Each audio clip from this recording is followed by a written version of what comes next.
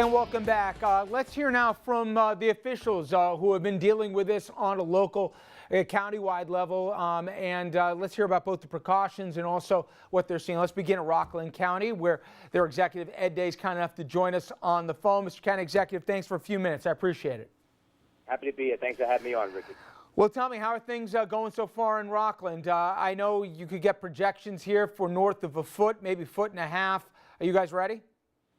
Oh, we absolutely are ready. We have, you know, the beauty of this is that it was predicted early enough. It's the right kind of snow. It's a dry snow. The downside is a blizzard. Very dangerous. I heard some of the comments earlier. This is not a game. It's not a joke. You could get stranded, and we don't want to have an emergency services people come out to get you when you put yourself in harm's way. So stay home. We have our Emergency Operations Center is open. We have the Red Cross, State Emergency Management, New York State Police, Health Department, Transportation, Orange and Rockland, all on board. Orange and Rockland, I know people are concerned about power outages.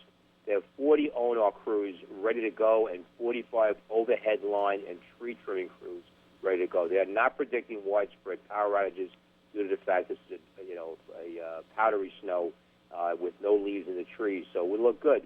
Our highway department has already been out. They pre-treated. We have 24 snowplow routes with 24 trucks and 3 reserves ready to go. And with public transportation, our Transport of Rockland, our tour, and our Tappan Zee Express TZ service will be suspended in about an hour or so. The last bus will be in the garage at 8 p.m., and they will try to get back on the road by about 1 o'clock tomorrow. And our trip service is going to be suspended all day Tuesday. So right now, I just tell people, stay home. Don't go outside. I cannot think of an emergency strong enough right now for you to go and venture out in these roads because it's going to get really bad really quick, and before you know it, you're going to be stranded. So let us do our job. We are well prepared. Rockland County will take care of business.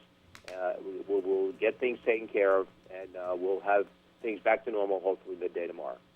And just finally, obviously you guys are working in concert with the state. Is your expectation that how long are they going to keep that travel ban on, you think, into tomorrow? I think the governor's going to exercise common sense. I mean, we had talked about making sure people go on the road.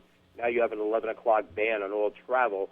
I would foresee essentially once we get some control over the roads and we make sure we see blacktop, I'm sure that ban will be lifted. But right now, overnight hours, the only people out there right now should be our emergency services people, our law enforcement, first responders, and our plows. And as long as they're allowed to do their job, they'll stay ahead of a very fast-moving storm. It's going to dump a lot of snow in a very short period of time.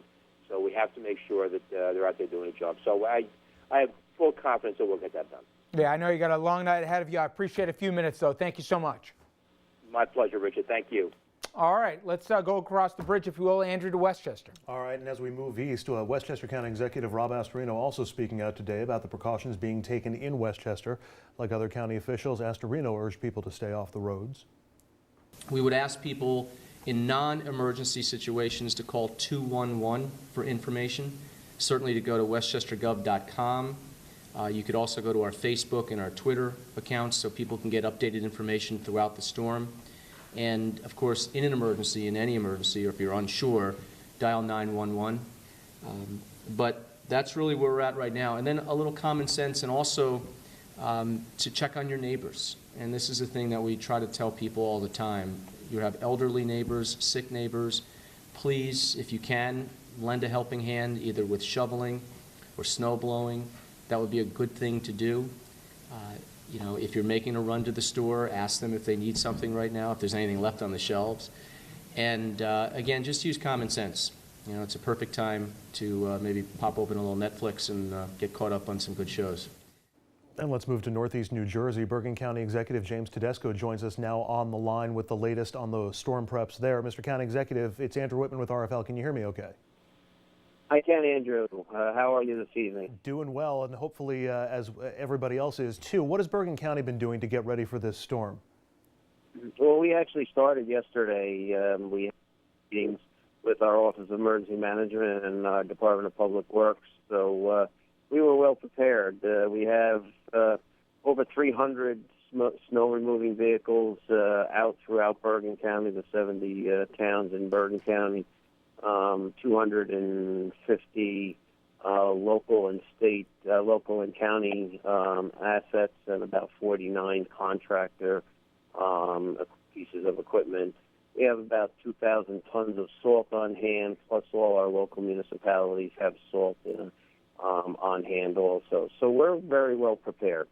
It's shaping up to be a long couple of days here with this storm. What's your biggest worry as we head into what could be a record-setting blizzard? That people heed the warnings and stay off the road. If people stay off the road, we'll be able to handle the snow. It's when people venture out on the roads, they get stuck or they abandon their cars, and then the snowplow operators can't do their job, and then which puts a strain on the emergency services and everything else. So that's why I've urged everybody to get home before sundown, which it looks like throughout Bergen County people listen to that. We're in a little bit of a lull right now at 6:30. But we're ready, and people just need to stay off the road. The malls will be closed tomorrow, and our schools will be closed. The Bergen Community College will be closed. So there's no need for people to venture out. We do have emergency plans in place so that if people need to get to a hospital or nurses or doctors, we do have our sheriff and our county police set up to take them to the hospitals here throughout Bergen County. So we're prepared. And finally, Mr. County Executive, obviously for emergencies, 911 is the way to go. For residents who find themselves in need or see a problem, what's your best advice to them on what to do to get that information to you at the county or other officials?